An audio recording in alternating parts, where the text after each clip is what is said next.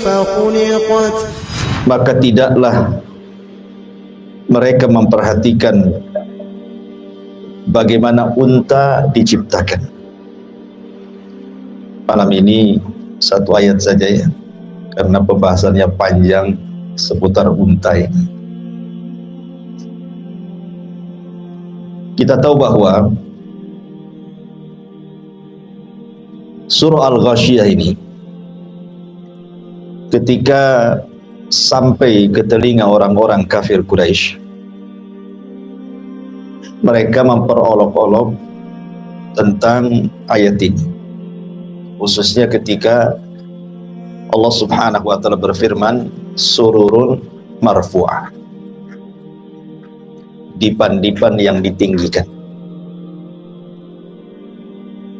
Sebagian ahli tafsir mengatakan bahwa dipan ahli sorga itu sangat tinggi,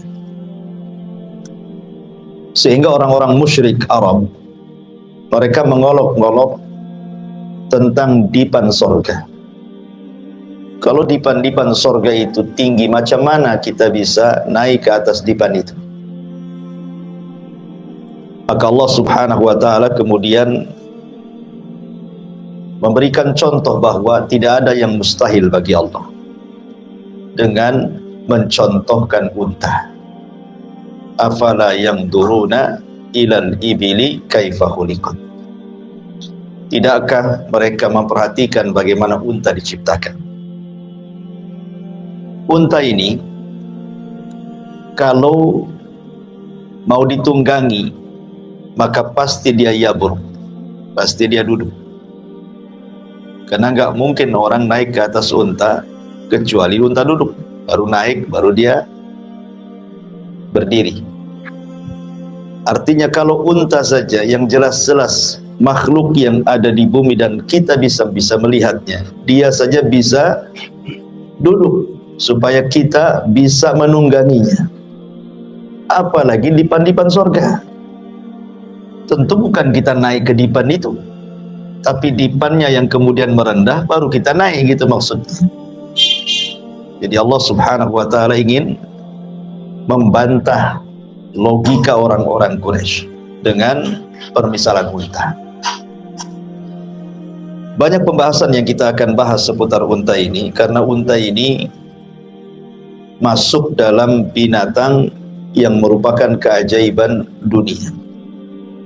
Dia adalah tanda-tanda kuasa Allah yang tidak ada pada binatang yang lain.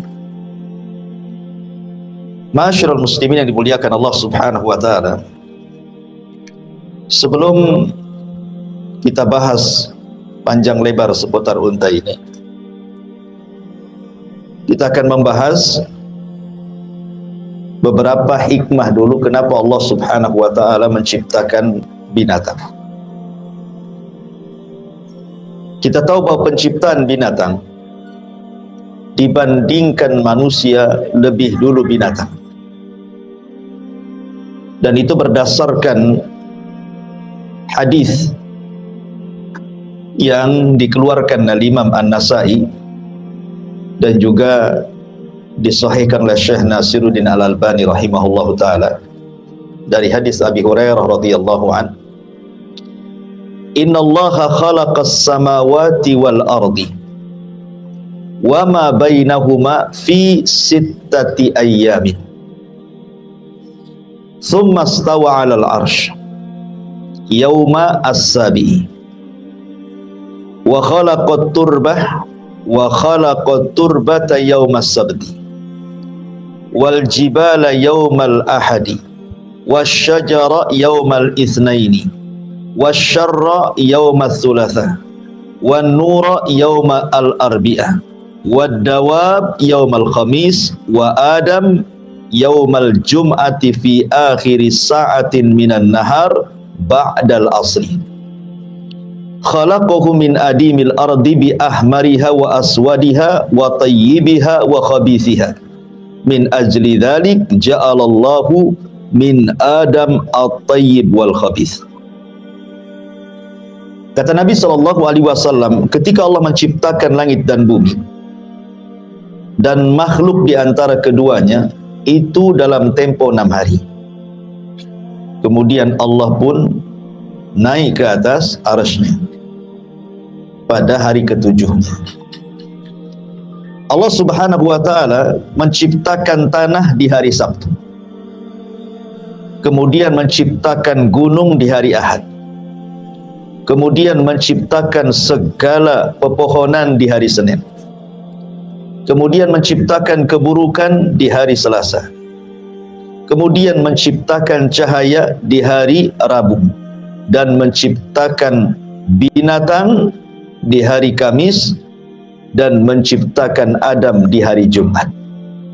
Kapan? Setelah asar, antara asar ke malam.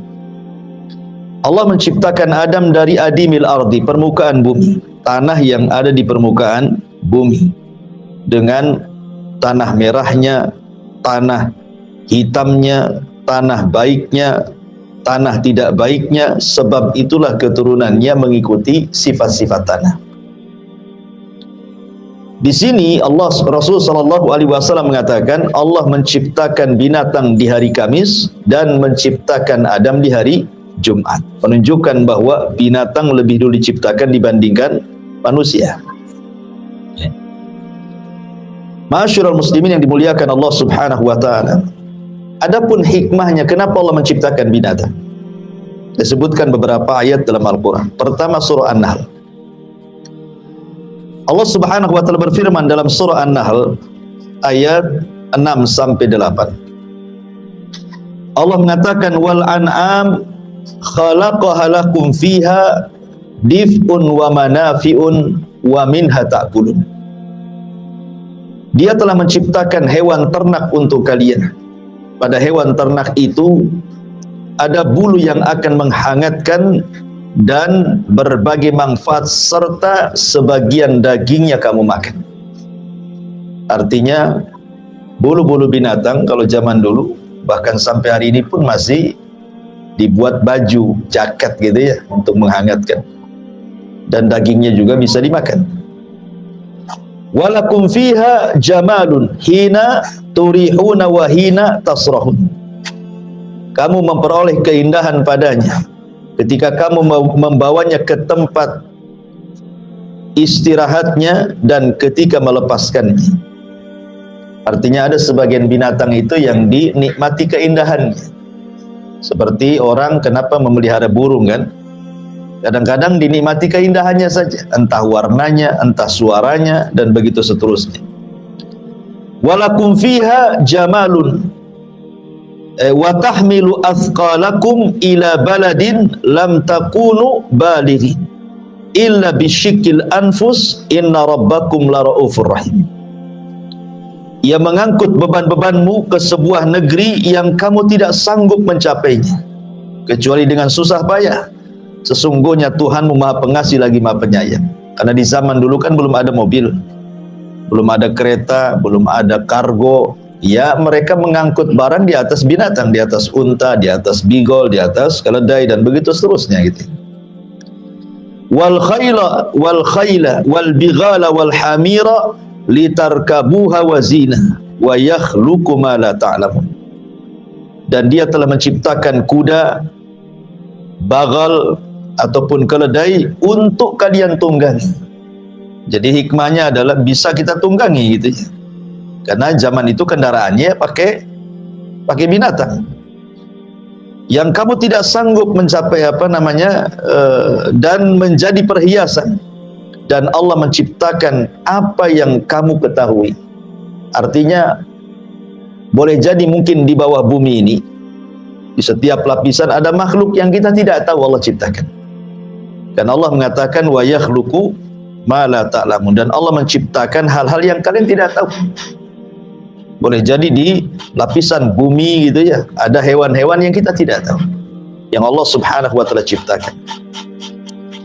Kemudian juga dalam surah An-Nahl ayat 14-nya Allah mengatakan wa huwa alladhi sakharal bahra litakulu minhu lahman tariyan wa tastakhriju minhu hilyatan talbasunaha wa taral fulka muakhira fihi wa litabtagu min fadlihi wa la'allakum tashkurun.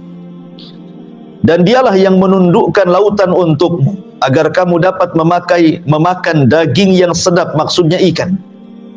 Dan dari lautan itu kamu mengeluarkan perhiasan yang kamu pakai, kamu juga melihat perahu berlayar padanya, dan agar kamu mencari sebagian karunia-Nya dan agar kamu bersyukur. Jadi hewan-hewan bukan hanya hewan darat saja, tapi Allah pun ciptakan hewan laut dengan berbagai macam ikan-ikan, dan kita bisa menikmatinya. Ini dalam surah An-Nahl. Kemudian dalam surah Yasin, Allah Subhanahu wa taala mengatakan, awalam yarau anna khalaqna lakum mimma amilat aydina an'aman fahum laha malikun. Dan tidaklah mereka melihat bahwa kami telah menciptakan hewan ternak untuk mereka, yaitu sebagian dari apa yang telah kami ciptakan dengan kekuasaan kami, lalu mereka menguasainya. Artinya Allah Subhanahu wa taala tundukkan sebagian binatang kepada kita gitu. Kalau seandainya kita tidak bisa menundukkan binatang, nggak ada orang pelihara ayam, nggak ada orang pelihara kambing, apalagi yang lebih besar lagi sapi gitu ya. Satu sapi ngamuk saja satu desa ada pusing gitu ya. Tapi ada sebagian binatang itu yang ditundukkan oleh Allah. Kemudian Allah mengatakan wa dzallalnaha lahum faminha rukubuhum wa minha yakulun. Dan kami menundukkan hewan-hewan itu untuk manusia, lalu sebagiannya bisa ditunggangi. Bisa ditunggangi kan itu ya. Coba kalau hewan itu semuanya buas gitu kan susah kita menunggangi. Ya. Dan kami ciptakan untuk tunggangan mereka, dan sebagian mereka bisa memakan dari hewan-hewan itu. Kalimat wadzallalnahum, dan kami tundukkan. Ya. Tidak ada hewan seperti tunduknya unta kepada pemiliknya, ikhwan. Walaupun pemiliknya anak kecil. Padahal unta itu kan besar tuh. Ya. Walaupun masih anak-anak, anggaplah 5 tahun, 6 tahun. Kalau unta itu tahu dia pemiliknya, maka dia akan tunduk. Duduk, berdiri, jalan-jalan. Ya. Luar biasa. Bagaimana Allah tundukkan unta kepada pemiliknya. Walahum fiha manafi'u wa masyaribu afala yashkurun. Dan mereka memperoleh bagian manfaat dan minuman dari binatang tersebut, maka mengapa kalian tidak bersyukur? Dan banyak lagi ayat-ayat yang bicara tentang hikmah diciptakan binatang. Kita masuk pada pembahasan soal unta. Al-Imam Al-Qurtubi rahimahullahu ta'ala, beliau mengatakan, al-ibilu ajma' lil manafi min sairil hayawan. Beliau mengatakan bahwa unta itu terkumpul banyak manfaat dibandingkan hewan-hewan yang ada. Kemudian beliau mencontohkan 4 perkara. Hulubatun wa rukubatun wa ukulatun wa hamulatun. Dia mengatakan pertama hulubah, bisa diminum air susunya. Kemudian rukubah, unta itu bisa ditunggangi. Bahkan unta itu bisa diletakkan rumah-rumahan di atasnya. Ya. Dan tidak bisa diletakkan di kuda ataupun sapi, apalagi kambing kan itu ya. Unta bisa. Sehingga karena diletakkan rumah-rumahan di atas unta itu, mau perjalanan dekat mau jauh pun tidak terasa lelah. Ya kan? Kalau naik kuda kan lelah itu ya. Kalau ada rumah-rumahannya bisa nyandar, bisa tidur, bisa apa kan gitu ya. Jadi itulah nikmatnya unta. Kemudian juga ukulah, bisa dimakan. Ya. Kemudian hamulah, bisa digunakan untuk barang-barang angkutan, karena unta ini satu-satunya binatang, ikhwan, yang kalau diletakkan barang maka dia akan duduk. Ya bro. Kemudian antum bisa letakkan banyak barang di atas. Ya. Kalau unta memang terlampau berat, artinya over kapasitas, maka dia tahu dia tidak bisa bangun. Ya, dia tidak akan bangun tuh. Kalau over kapasitas tuh dia nggak bisa bangun. Ya. Berarti kalau gitu terlalu berat, bisa dikurangi. Ya kan? Lah unta ini tuh kan punya kaki dan tangan kuat sekali dia. Walaupun barang-barang numpuk di punggung unta itu, tapi dia bisa bangun. Tidak ada binatang yang bisa diletakkan barang seperti unta duduk dulu baru bangun. Nggak ada ceritanya. Sebutkan binatang apa? Nggak ada. Ya. Gajah. Oke lah gajah, duduk dulu dikasih barang berat, nggak bisa bangun. Kecuali unta. Ya kan? Makanya kenapa di sini Allah mengatakan afala yanzuruna ilal ibili kaifa khuliqat. Bagaimana Allah bisa menciptakan binatang sehebat itu? Ya. Ini kata Imam Al-Qurtubi rahimahullahu taala. Ma'asyiral muslimin yang dimuliakan Allah Subhanahu wa taala, sebelum saya lebih lanjut cerita unta, ada pembahasan yang menarik soal unta ini. Di mana unta ini disebutkan dalam beberapa riwayat, seperti riwayat Bara bin Azib radhiyallahu anhu. Nabi SAW pernah ditanya mengenai solat di tempat istirahatnya unta. Apa kata Nabi SAW? La tusallu fi mabarikil ibil fa innaha minasyayatin. Janganlah kalian solat di tempat menderumnya unta, di tempat istirahatnya unta, karena unta itu tercipta dari setan. Dalam riwayat yang lain dari hadis Hamzah bin Amr Al-Aslami radhiyallahu an, beliau berkata bahwa Nabi SAW bersabda, ala dhahri kulli ba'irin syaitan fa idza rakibtumuha fasummullaha azza wa jalla. Di setiap punggung unta itu ada setan. Jika kalian menungganginya, sebutlah nama Allah padanya. Kemudian riwayat yang lain, Nabi SAW mengatakan dalam hadis Ibnu Majah, fa innaha khuliqat minasyayatin, karena unta itu diciptakan dari setan. Di sini ada polemik ikhwan tentang perselisihan ulama, apakah asal penciptaan unta ini? Karena ada hadis dari Ibnu Majah, fa innaha khuliqat minasyayatin, unta itu diciptakan dari setan. Ya. Di sini jadi polemik para ulama tentang asal penciptaan unta ini. Kalau malaikat asal penciptaannya dari cahaya, kan itu ya. Kalau jin syaitan jelas dari api. Kalau Nabi Adam dari tanah.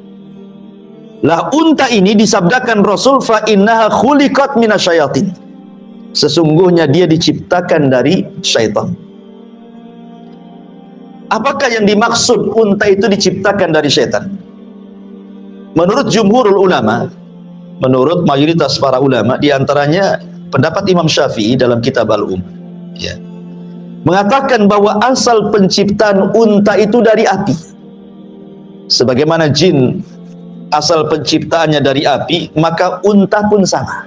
Maksudnya asal penciptaannya ya, seperti Adam asal penciptaannya dari tanah, tapi kan anak turunannya bukan dari tanah kan itu ya. Kita bicara asal penciptaan. Ya. Lah di sini Imam Syafi'i rahimahullahu taala mengatakan dalam kitab Al-Um, berdalil dengan hadis dari Abdullah ibn Mughaffal dari Nabi SAW, idza adraktumus salata wa antum fi murahil ghanami fasallu fiha. Kalau kalian mendapati salat, kemudian kalian salat di tempat istirahatnya kambing, salatlah di situ. Fa innaha sakinah wa barakah, karena tempat kambing itu tenang dan ada berkahnya. Wa idza adraktumus salata wa antum fi a'tanil ibili fakhruju minha fasallu fa innaha jinnun min jinnin khuliqat. Kalau kalian datang waktu sholat dan kalian sedang di tempat istirahatnya unta, maka keluar dari situ, jangan sholat di situ. Fa innaha jinnun, karena sesungguhnya unta itu adalah jin dari jin yang diciptakan. Ala tarawnaha idza nafarat, karena kalau seandainya engkau melihat, dikhawatirkan dia akan menyerang kamu. Ya.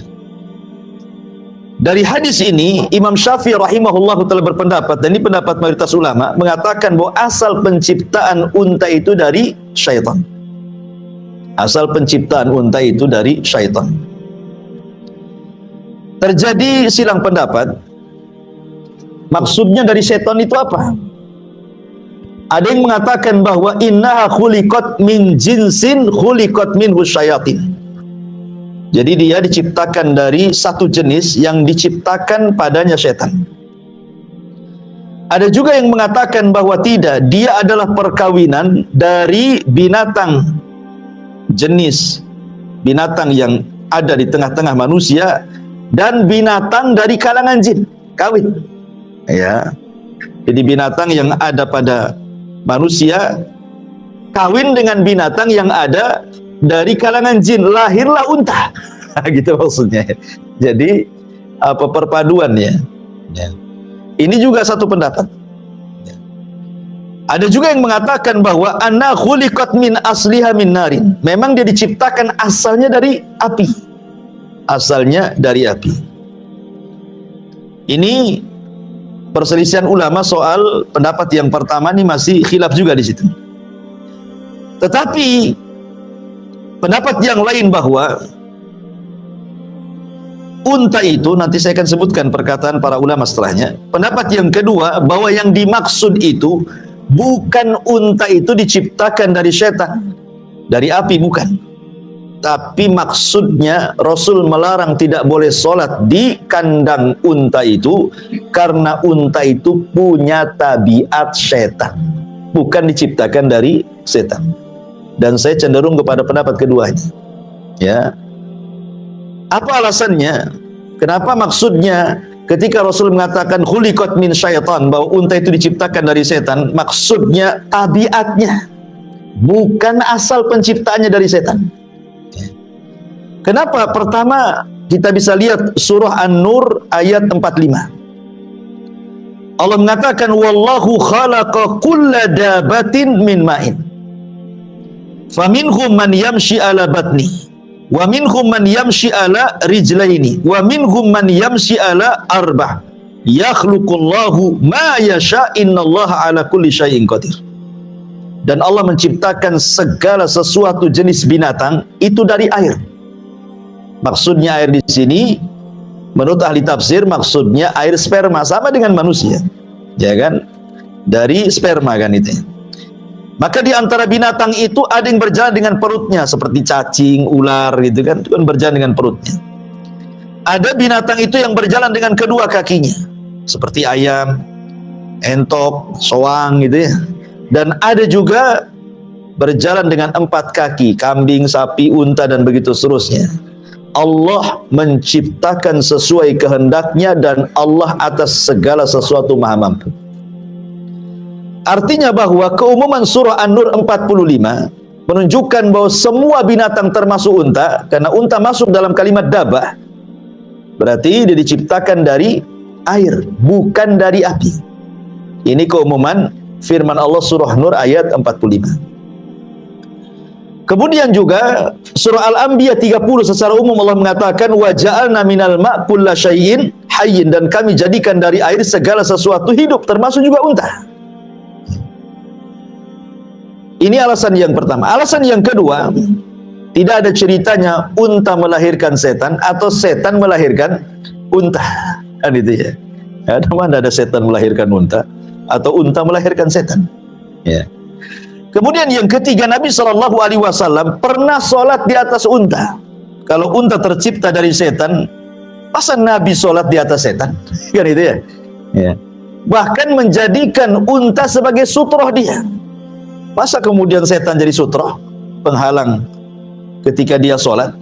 Dan itu disebutkan dalam beberapa riwayat. Contohnya adalah riwayat dari Abdullah ibn Umar radhiyallahu anhuma. Apa kata Abdullah ibn Umar radhiyallahu anhuma? Dia mengatakan bahwa dia pernah sholat di atas unta. Kemudian ditanya, maka kata Abdullah ibn Umar radhiyallahu anhuma, ra'aitun nabiyya sallallahu alaihi wasallam yaf'aluh, karena aku pernah melihat Rasul pun melakukan hal yang sama. Maksudnya sholat di atas unta. Kalau unta dari setan ya tidak mungkin lah, masa Rasul sholat di atas setan kan itu ya. Kemudian juga hadis Nabi menjadikan dia sutra. Dalam hadis Abdullah ibn Umar juga, anna Nabiya SAW shalla ila ba'irihi. Nabi SAW sholat menghadap untanya. Jadi untanya dijadikan sutrah bagi dia. Ikhwan, kan ada hadis yang mengatakan apabila salah seorang lewat di depan orang sholat, apa kata Rasulullah? Faliyadfa'hu, kan itu ya, suruh untuk dihindar, ditahan, ya kan? Kalau dia maksa, falyuqatilhu, perangi dia. Kenapa? Fa'innahu syaitan, karena dia adalah setan, kan itu ya. Kalau memang unta itu tercipta dari setan, tentu Rasul akan mengusirnya. Orang yang lewat saja oleh Nabi ditolak, kan? Jangan sampai lewat, karena dianggap setan. Loh, kalau unta itu tercipta dari setan, kenapa oleh Rasul jadikan sutra? Kan itu ya.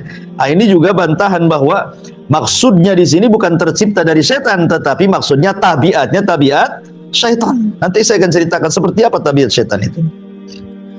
Kemudian juga Nabi SAW pernah khutbah di atas unta.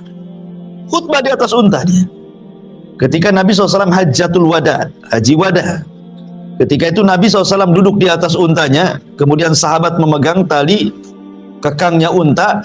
Kemudian Nabi SAW bersabda tentang, tahukah kamu apa hari ini, apa bulan ini, apa negeri ini?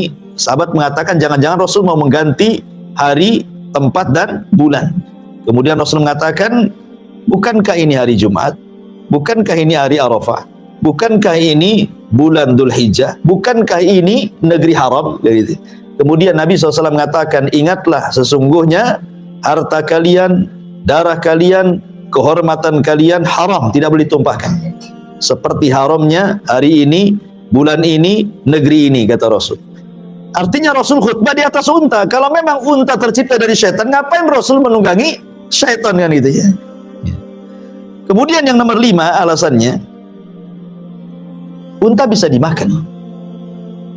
Bahkan faedahnya nanti saya akan sebutkan macam-macam unta itu faedahnya. Artinya unta bisa dimakan. Kita mengambil perkataan beberapa para ulama. Pertama, perkataan Abu Ubaid Al-Harawi dalam kitabnya Gharibul Hadis.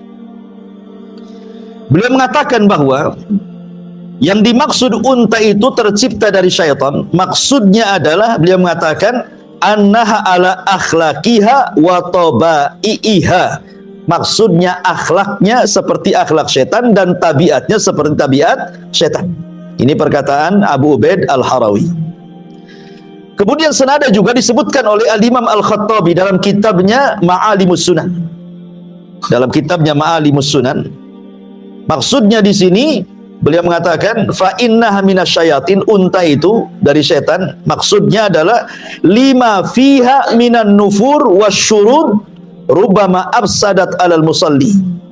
Karena unta itu mudah marah, terkadang dia menyerang orang sholat, ya. Makanya kemudian tabiatnya disebut tabiat syaitan. Kemudian hal yang sama juga dikemukakan oleh Al-Imam Ibnu Hibban dalam kitabnya Sahih Ar-Risalah. Ya, beliau juga mengatakan bahwa yang dimaksud diciptakan dari setan itu maksudnya tabiatnya. Tabiatnya dari setan, bukan unta tercipta dari syaitan. Maka dari sini kita tahu lemahnya pendapat Imam Syafi'i yang disebutkan oleh beliau dalam kitabnya Al-Um. Karena begini ikhwan, di masyarakat saja umumlah kita katakan kalau ada anak nakal kurang ajar, ada sebagian orang tua mengatakan udah dasar anak setan. Apa anak itu disebut setan, kan? Tercipta dari setan? Kan tidak, tabiatnya saking nakalnya. Ada orang yang kemudian mengatakan udah dasar anak setan. Dan itu ya kan ada di masyarakat. Bukan anak itu setan, bukan, tapi tabiatnya tabiat setan.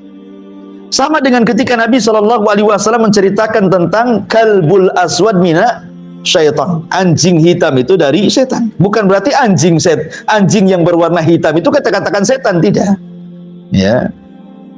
Maksudnya adalah kebanyakan setan itu menjelma, binatang itu salah satunya adalah menjelma anjing yang berwarna hitam. Makanya tabiat anjing yang berwarna hitam itu akan berbeda tabiatnya dengan anjing-anjing yang berwarna selain hitam. Jadi dia punya tabiat sendiri tuh, anjing hitam itu. Karena setan itu paling banyak menyerupai itu dengan anjing hitam. Jadi maksudnya tabiatnya. Ya, akan berbeda dengan warna-warna anjing selain anjing hitam. Jadi intinya bahwa ya pendapat yang mengatakan bahwa unta tercipta dari syaitan, dari jin itu tidak benar. Tapi yang benar artinya bahwa unta itu memiliki tabiat syaitan. Saya contohkan beberapa kasus. Ya. Ada seorang saya bercerita, unta ini tabiatnya adalah hikd. Hikdun itu artinya orangnya pendendam, ya, pendengki. Itulah unta. Makanya orang Arab, kalau ada orang yang suka pendendam dan dengki, maka akan disebutkan kamu itu lebih dengki dibandingkan unta. Jadi orang Arab itu suka ngomong gitu, ya. Kalau ada orang suka pendendam, suka pendengki, maka orang Arab akan mengatakan dendammu, dengkimu itu lebih parah dibandingkan dengkinya unta. Seperti itu mereka mengatakan, ya. Karena memang unta seperti itu. Jadi ada seorang syekh bercerita. Jadi ada kasus di pasar unta itu di Arab Saudi sana, ya. Jadi ada orang yang kemudian menyakiti anak unta, disembelih anak unta itu, dan ketahuan oleh orang tuanya, oleh bapak atau ibunya unta itu. Kemudian unta ini punya ingatan kuat, ikhwan. Dia bisa menghafal siapa yang menyakitinya. Unta itu satu-satunya binatang punya hafalan kuat. Walaupun antum nggak ketemu 5-10 tahun, tetap dia masih tahu siapa antum kalau pernah menyakiti dia, ya. Jadi ketika anaknya disembelih itu di depan induknya, jadi oleh induknya itu diikuti tuh kemana orang itu. Jadi ketika sudah tahu tempatnya, tidak langsung diserang. Subhanallah, ya, punya taktik juga unta ini. Ya. Dia nunggu malam hari. Ya, dia nunggu malam hari, nunggu dia tidur. Ketika dia tidur di dalam tendanya itu, langsung disamperi. Kemudian ditunjang sama unta itu sampai mati. Saya bayangkan, ya. Itulah unta. Ya, unta itu pendendam dia, pendengki. Kalau dia disakiti, maka dia tidak akan lupa kepada orang yang menyakitinya. Bukan hanya itu saja, dia pun pencemburu. Unta itu cemburu berat. Sampai-sampai dijelaskan, atau ada yang seorang syekh menceritakan di kampung Tabuk, ya, ceritanya. Jadi ada orang punya unta, mau diperah gitu ceritanya. Jadi unta betinanya itu mau diperah susunya. Jadi oleh si jantan itu ketahuan, cemburu dia. Coba bayangkan, ya, unta cemburu sama orang. Padahal nggak mungkin orang naksir unta kan itu. Dia hanya ingin mengambil air susunya saja. Tapi sama unta jantan itu, dia tidak mau unta betinanya ada orang yang mendekati. Jadi ada waktu-waktunya unta itu cemburu. Akhirnya kemudian setelah orang ini memerah air susunya, itu dikejar itu, sampai kena, ditunjang, sampai mati. Subhanallah, ya. Demikianlah kecemburuan unta jantan kepada unta betina. Unta masih enak cemburu. Ada juga manusia tak cemburu. Istrinya dibonceng tukang ojek, ya biasa aja. Istrinya ke pasar buka aurat, diganggu orang, ya biasa, slow-slow saja. Ya, sama dengan cerita siapa? Al-Aziz ketika istrinya merayu Nabi Yusuf. Sudah jelas bahwa Zulaiha yang salah, yang menggoda Nabi Yusuf. Ada saksinya, ya. Dan Aziz juga tahu suaminya. Dia suruh mengatakan kepada istrinya, sudahlah, sebaiknya kau bertobat saja. Nggak ada reaksi apa-apa, biar Yusuf dipenjarakan gitu. Sebayangkan, mana kecemburuannya nggak ada gitu. Unta saja masih cemburu. Nah, itu kan salah satu tabiat yang kadang-kadang di manusia nggak ada, di unta ada. Ya, pencemburu berat kepada betinanya itu. Baik, ma'asyiral muslimin yang dimuliakan Allah Subhanahu wa taala. Kemudian pembahasan selanjutnya baru kita masuk tentang keajaiban unta. Ikhwan, kenapa unta dijadikan oleh Allah Subhanahu wa taala sebagai tanda dari tanda-tanda kuasa Allah? Di dalam Al-Qur'an nama unta itu disebutkan banyak. Dan ingat dalam kaidah tafsir bahwa seperti umpamanya surat Al-Fatihah. Surat Al-Fatihah itu kan banyak namanya. Ya, disebut Asy-Syifa, disebut Ummul Kitab, ya kan? Disebut Ummul Quran, macam-macam lah. Al-Fatihah itu namanya banyak. Kenapa banyak nama? Ketika satu surat banyak nama, berarti surat itu sangat agung. Lah unta juga sama. Al-Quran menyebutkan sampai 12 istilah unta dalam Al-Quran itu. Terkadang Allah menyebut dengan kalimat al-ibil. Seperti Allah katakan dalam surah Al-Ghasyiyah ini, afala yanzuruna ilal ibil. Ya. Terkadang Allah Subhanahu wa taala menyebut dengan kalimat naqah ketika menyebutkan untanya mukjizat Nabi Saleh. Apa bahasa Quran? Naqat hadhihi naqatullah. Inilah untanya Allah, gitu. Disebut juga naqah. Terkadang disebut al-ir. Ya, disebut al-ir. Terkadang disebut al-budn. Seperti Allah mengatakan wal budnah, kan itu ya. Kemudian juga terkadang disebut al-jamal. Seperti yang disebutkan dalam surah Al-A'raf ayat 40. Kemudian juga terkadang disebut al-him, seperti yang disebutkan dalam surah Al-Waqiah ayat 55. Kemudian terkadang juga disebut al-ba'ir. Al-ba'ir, ya ma'ruf, ba'ir gitu. Kemudian juga terkadang disebut al-an'am, sebagaimana disebut surah An-Nahl. Kemudian bahirah. Terkadang disebut sa'ibah. Terkadang disebut hamah. 4 istilah ini terkandung dalam surah Al-Maidah ayat 103. Jadi banyaknya nama tentang istilah unta menunjukkan unta ini bukan binatang biasa, saking banyak namanya dalam Quran itu. Ya. Karena memang Allah akan, sebagaimana ayat yang kita bahas, afala yanzuruna ilal ibila kaifa khuliqat. Makanya Nabi SAW terkadang, karena unta ini memang satu, dia memang harta yang paling berharga bagi orang Arab itu adalah unta. Ya, harta yang paling berharga bagi orang Arab kala itu adalah unta. Unta itu dijadikan diat, bayar diat. Kalau ada orang yang dibunuh kemudian tidak kisos, bayar diat berapa ekor unta? 100 ekor unta, kan itu ya. Kemudian mahar, seperti maharnya Rasul kepada Khadijah, pakai unta, ya kan? Kemudian juga bukan hanya itu saja, Nabi SAW mengistilahkan bahwa unta itu adalah kendaraan yang paling diagungkan oleh orang Arab, sampai ketika Rasul mengatakan kepada Ali radhiyallahu an, ya Ali, la an yahdiyakallahu rajulan wahidan bika khairun laka min humrin. Naam, wahai Ali, kalau satu orang dapat hidayah lantaran lisanmu, itu lebih baik daripada unta merah.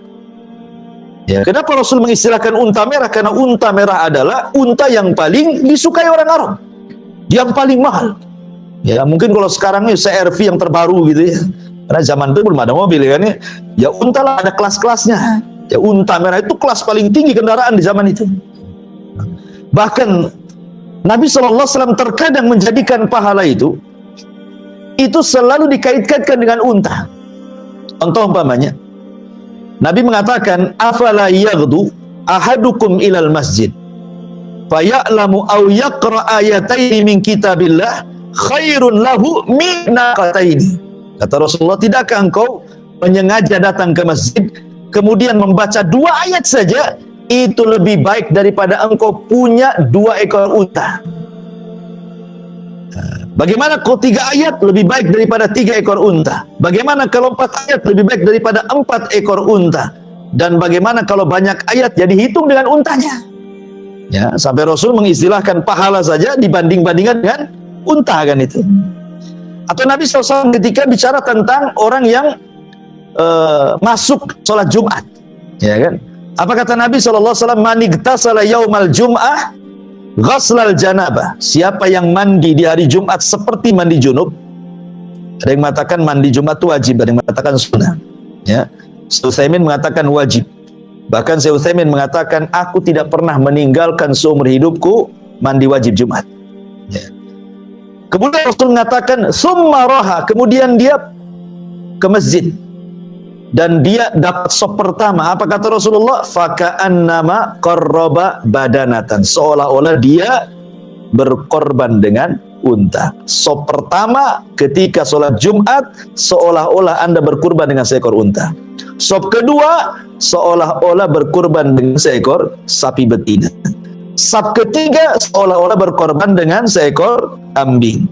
Kemudian sop keempat, seolah-olah berkorban dengan ayam. Sop kelima, seolah-olah berkorban dengan telur ayam. Sop keenam, ketujuh, tai ayam semuanya. Sudah nggak ada lagi kan? Ya sampai 5 saja, sampai ke telur ayam saja. Ya artinya sudah dapat tainya sampai ke belakang kan. Nah, jadi lihat bagaimana Rasul mengurut tingkatan pertama korban unta. Ya, jadi dikait-kaitin dengan pahala. Kemudian juga contoh yang lain pamannya, Nabi SAW mengatakan la tasubul ibila, jangan kalian tak unta. Inna fiha ruku'ud dami wa mahrul karimah. Jangan kau celah unta, karena unta bisa untuk membayar diat dan bisa untuk membayar mahar, kata Rasul. Sampai dilarang kita mencela unta. Ya. Bahkan Nabi SAW juga mengatakan di dalam hadis yang lain, ketika Nabi SAW bicara tentang wanita-wanita terbaik di zaman itu, apa kata Rasulullah? Khairun nisa rakibnal ibila. Sebaik-baik perempuan di zaman itu adalah perempuan yang nunggang unta, ya, gitu ya. Sehingga mengistilahkan wanita terbaik dengan menunggang unta. Nah, bahkan Nabi SAW pernah suatu ketika dicegat unta. Jadi ketika Rasul itu disebutkan dalam Musnad Imam Ahmad dari Anas bin Malik radhiyallahu an, ketika Nabi SAW sedang berjalan-jalan tuh di ganggang kota Madinah, nampak pula unta. Dikejar Rasul sama Anas tuh.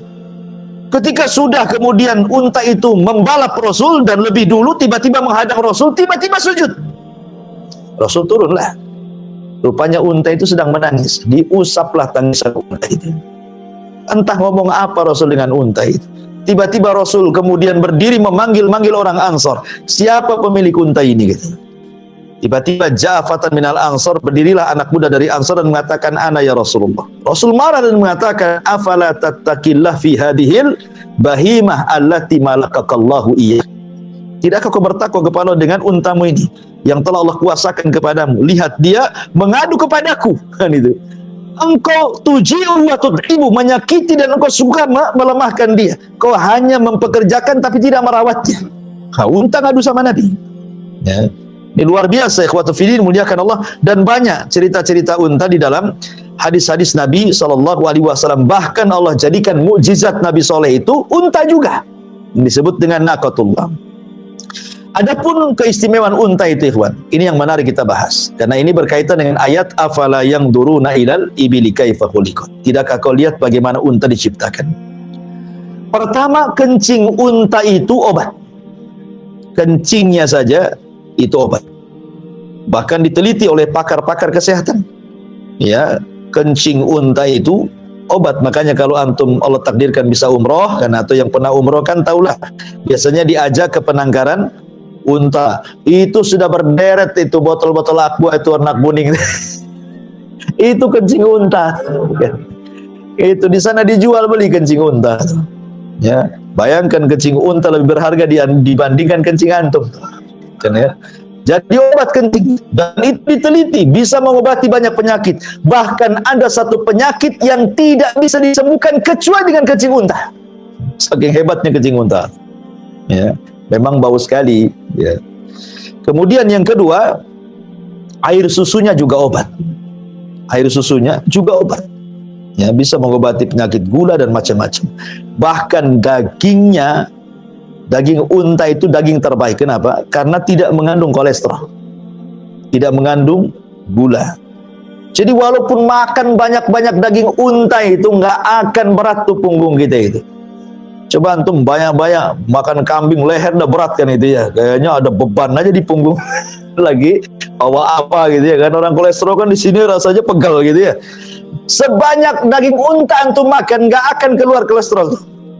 Luar biasa unta. Dagingnya saja luar biasa gitu.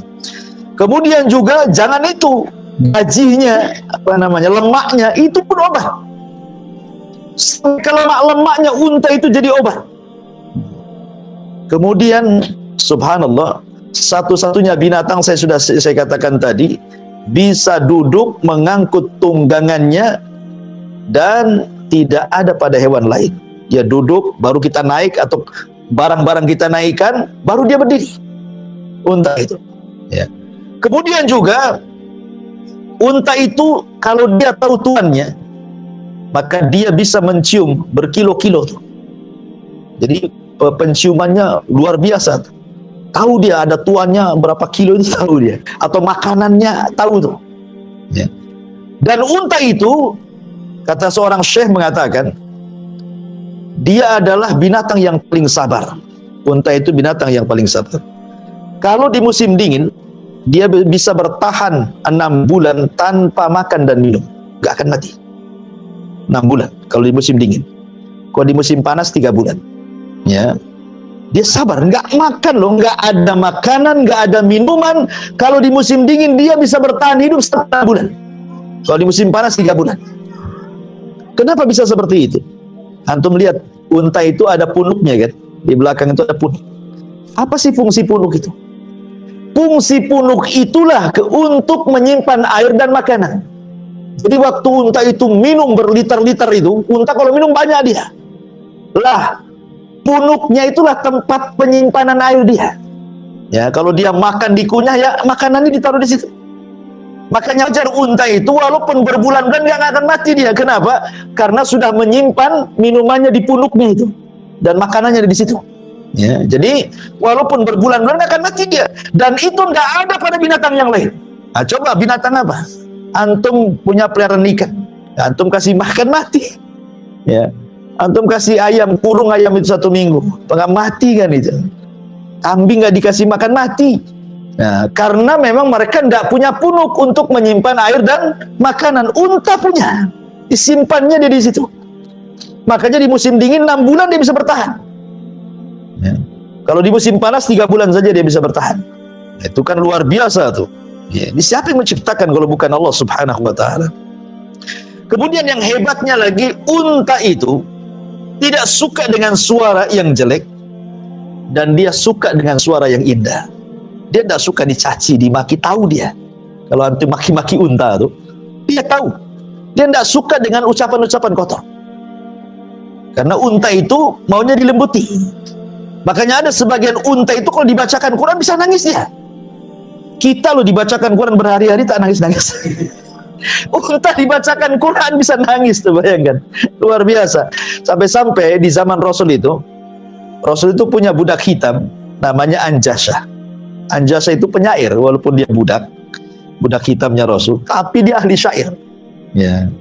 Jadi kalau dia sedang bersyair ini, melantunkan kalimat-kalimat yang indah dalam syairnya, itu unta datang dari mana-mana dengerin syairnya itu. Bayangkan bisa mengundang unta loh, bayangkan. Dari mana-mana datang ingin dengar syairnya, padahal dia nggak paham isinya kan itu. Tapi unta tahu itu kalimat yang baik. Sampai ada kasus ketika Nabi SAW sedang safar, jadi para wanita itu naik ke rumah-rumahan unta, gitu ya. Lah, Anjasah ini, budaknya Rasul ini, dia ingin menyemangati unta dengan cara apa? Dengan cara bersyair. Ya. Jadi kalau Anjasah bersyair, unta itu makin semangat jalannya, jadi makin cepat, gitu ya. Makanya Nabi SAW disebutkan dalam Bukhari dari Anas bin Malik radhiyallahu an, apa kata Nabi SAW kepada Anjasah itu? Ruwaidaka ya Anjasah, ya saukaka bil qawarir, katanya. Wahai Anjasah, katanya Nabi SAW, pelan-pelan karena kamu sedang membawa para wanita. Takut jatuh kan gitu ya. Maksudnya jangan terlampau semangat bersyair. Jadi untanya pun ikut semangat gitu maksudnya ya. Jadi dia terburu-buru jalannya. Ya, kata Rasulullah pelan. Ya. Yang nunggang itu perempuan katanya. Ya, bagaimana unta itu dia suka dengan kalimat-kalimat yang baik. Kemudian juga unta ini ikhwatu fillah muliakan Allah Subhanahu wa Ta'ala. Dia bisa bertahan hidup di cuaca yang sangat dingin, bahkan di cuaca yang sangat panas sekalipun. Kita tahu di Arab itu Kalau datang cuaca panas itu ekstrim panasnya. Kalau cuaca dingin ekstrim juga dingin, sampai pecah-pecah di sana itu. Ya. Unta bisa bertahan loh di dua cuaca, baik cuaca panas ataupun cuaca dingin. Kenapa? Karena kulit unta itu tebal dan dia berbulu. Ya, subhanallah. Bahkan mulutnya unta itu ada penyaring. Jadi kalau datang musim dingin, dia akan menyaring hawa menjadi panas untuk disalurkan ke otaknya. Kalau cuaca panas, disaring oleh mulutnya jadi dingin ke otaknya. Itu unta juga kan.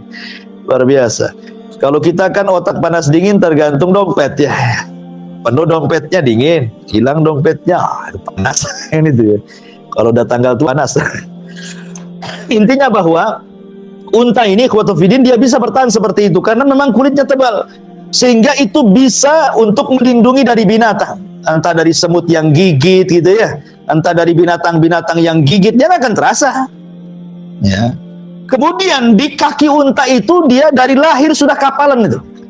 Jadi lututnya unta itu baik yang depan ataupun belakang itu dan senantiasa basah. Ya, untuk apa? Melindungi kalau unta itu duduk di padang pasir. Jadi dia tidak akan merasakan panas kalau cuaca panas, kalau dia cuaca dingin tidak akan merasakan dingin. Bayangkan. Bukan karena banyaknya duduk jadi kapalan, tidak, sejak lahir sudah ada tuh. Sudah Allah sediakan tuh, bayangkan. Sampai seperti itu. Ya, unta itu bahkan telinganya kan kecil unta itu. Dia bisa menutup kalau seandainya datang angin dan berdebu sehingga tidak ada debu masuk telinganya. Bahkan matanya bisa melihat ketika ada debu. Coba bayangkan, kita ada debu aja, langsung kita tutup mata. Tapi unta dia bisa lihat, nggak kelilipan tuh hebatnya unta. Namanya padang pasir, ya kan, terhempas angin di mana-mana ada debunya kan. Tapi dia bisa memandang saat angin debu tuh. Siapa yang menciptakan binatang seperti ini coba? Kalau bukan karena Allah Subhanahu wa Ta'ala. Makanya Allah mengatakan, afala yanzuruna ilal ibli kaifa khuliqat. Ma'asyiral muslimin yang dimuliakan Allah Azza wa Jalla. Kemudian juga saya sudah katakan tadi, unta bisa diletakkan rumah-rumah kecil-kecil satu kamar lah di atas punggungnya, sehingga kita bisa safar dengan nyaman. Ya kan, bisa dengan duduk, bisa dengan baring gitu. Dan lebih hebatnya, unta itu bisa jadi Google Map. Antum tahu Google Map? Ya. Kalau antum cari alamat sekarang kan pakai Google Map nih. Ya, nanti akan sampai ke tujuan. Unta itu di zaman itu jadi Google Map. Itu disebutkan oleh Imam Ar-Razi dalam tafsirnya. Jadi Imam Ar-Razi menceritakan tentang dirinya. Suatu ketika dia safar bersama jamaahnya. Imam Ar-Razi ini dalam tafsirnya menceritakan dia sedang safar bersama jamaahnya. Akhirnya kesasar di tengah padang pasir. Ikhwan, kesasar di padang pasir beda dengan kesasar di kota. Karena padang pasir ini semua sama. Gundukannya sama, warna pasirnya sama. Jadi kalau kita melihat padang pasir itu seolah-olah tanpa tepi kan gitu. Ini kemana arahnya ini? Barat kah, timur kah? Nggak tahu. Kalau orang kesat ke padang pasir itu jalan selamat tuh. Jadi kata Imam Razi, dia teringat dengan firman Allah, afala yanzuruna ilal ibili kaifa khuliqat. Tidakkah kau lihat bagaimana unta diciptakan? Akhirnya salah satu untanya kemudian disuruh jalan paling depan. Ya. Kemudian mereka semuanya mengikuti di balik unta itu, di belakang unta. Subhanallah, unta ini tahu jalan pulangnya. Unta ini tahu jalan pulangnya sampai kemudian kata Imam Ar-Razi, kami pun sampai ke kampung kami. Bayangkan coba kan. Unta tahu loh jalan pulangnya. Jadi kalau unta ini, kita naik unta ke padang pasir itu, sejauh kemana gitu, kita mungkin sudah tahu. Lain kalau kita jalan di sini kan bisa kita kasih tanda, oh di sini ada mall, di sini nanti saya tandai, oh di sini ada rumah sakit, di sini ada sekolah. Lah padang pasir apa antum mau nandai apa? Pohon pun tidak ada. Kalau antum namanya tandai pasirnya dengan digores, sebentar lagi kena angin hilang lagi kan itu ya.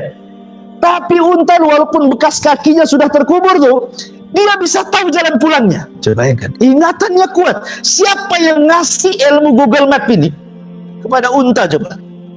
Dan itu diceritakan oleh ulama Imam Ar-Razi dalam tafsirnya.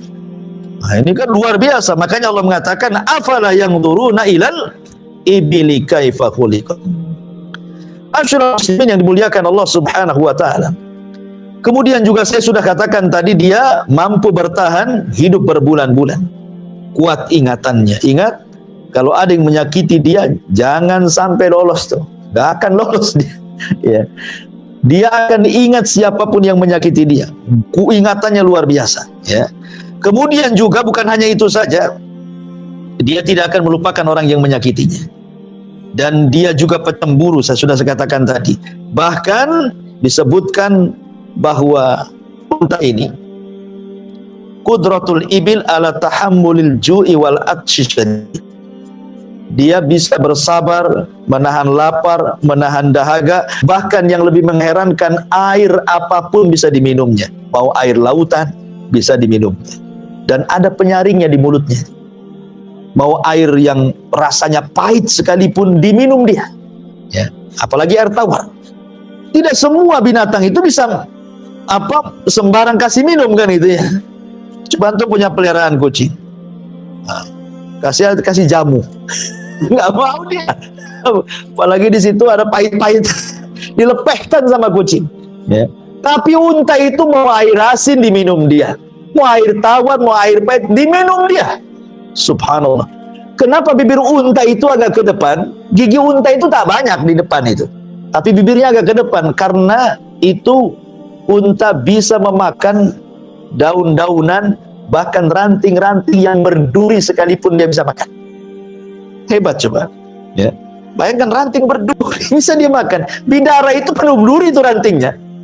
Dimakan dia nyantai aja, nggak ada yang nubles sana nubles sini. Saya bayangkan. Nah. Mulutnya itu semana dia bisa loh makan ranting yang banyak durinya itu. Yang nggak tersakiti itu. Luar biasa. Kita aja makan ikan tongkol gitu yang banyak banyak durinya gitu ya.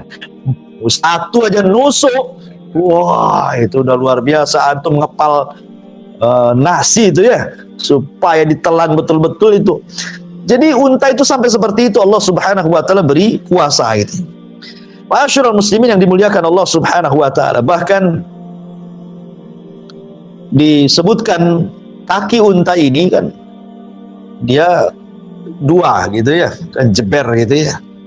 Artinya dia bisa berjalan di padang pasir. Kalau manusia ini kadang-kadang pasir itu nembus dia. Kalau pasirnya agak lembek kan belebes bahasa kitanya ya. Tapi unta tidak. Hebat dia. Ya, bayangkan. Kemudian kalau dia berjalan tuh, perhatikan coba di YouTube tuh. Ya.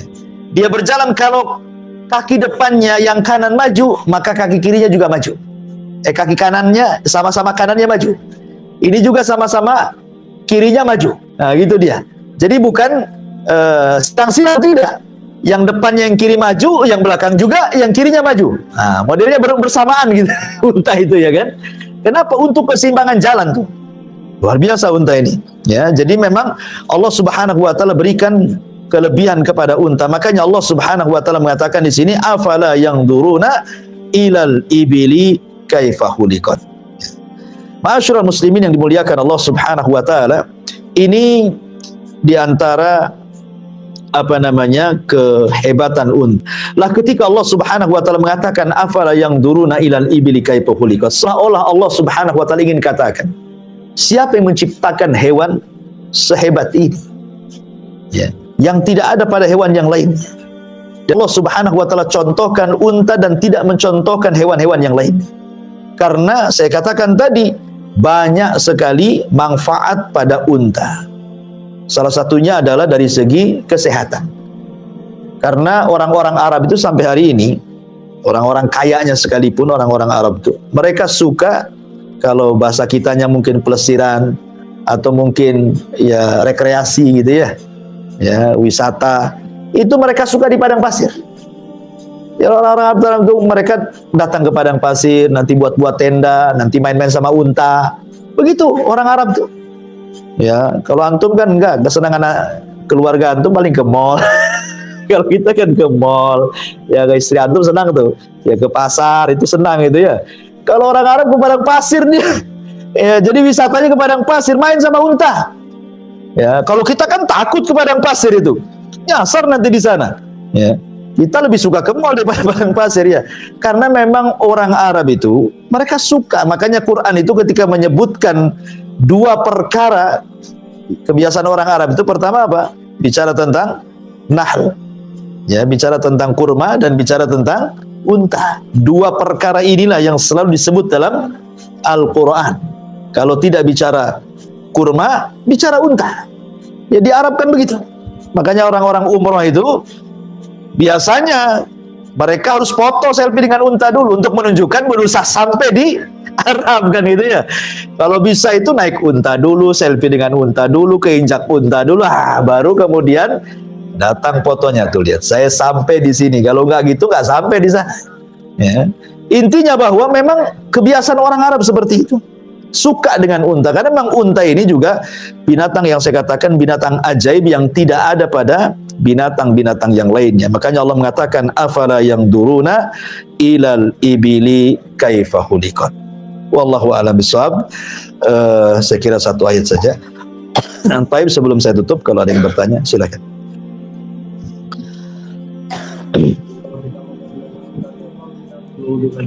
Gimana?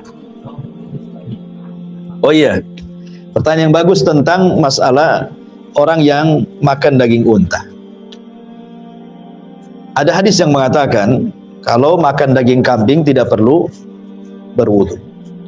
Tapi kalau makan daging unta disuruh berwudu. Walaupun ini khilaf ulama, ada yang mengatakan tidak berwudu, ada yang mengatakan berwudu. Dan itu alasannya apa? Karena tadi kita sudah jelaskan alasannya, karena unta itu tabiatnya dari syaitan. Dan syaitan itu tercipta dari api. Artinya membawa panas di badan. Ya, sama dengan orang marah.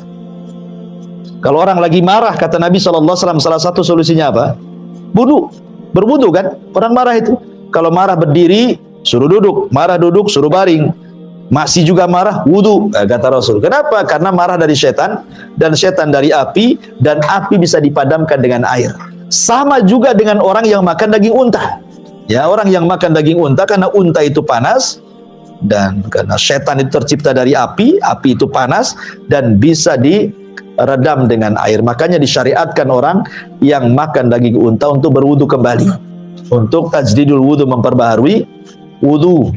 Ya, jadi itu rahasia kenapa makan daging unta itu disyariatkan untuk berwudu. Wallahu a'lam. Ya, ada lagi? Atau nanti saya lihat di YouTube ini ada kira-kira pertanyaan.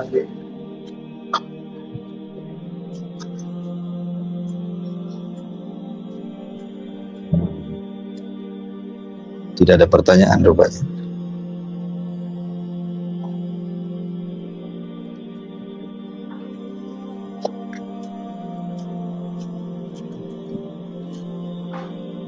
Assalamualaikum Ustadz, kalau orang suka makan daging unta, jangan-jangan nanti tabiatnya seperti setan? Enggak. Orang Arab tuh paling suka makan daging unta. Saya pun waktu sekolah di sana sering makan daging unta. Ya nggak mungkin juga saya jadi setan. Kan itu enggak. Ini kan cerita tabiat tabiat unta itu ada tabiat-tabiat. Kan tadi juga ada tabiat yang positif, ada tabiat yang negatif kan gitu. Lah yang negatif inilah yang itu tabiat-tabiat setan tadi. Bukan berarti kalau makan daging unta guna jadi setan, enggak, ya. Jadi Anda salah paham yang nanya ini, ya. Bahkan daging unta itu terbaik. Kalau Anda makan daging kambing banyak-banyak, kolesterol, darah tinggi, stroke, mati kan itu. Anda makan daging unta nggak akan gemuk, nggak akan kolesterol, nggak akan darah tinggi. Memang begitu. Daging unta itu sehat sekali. Ya, jadi dari segi kesehatan bagus, dan dari segi apapun bagus. Kencing-kencingnya juga jadi obat. Wallahu a'lam.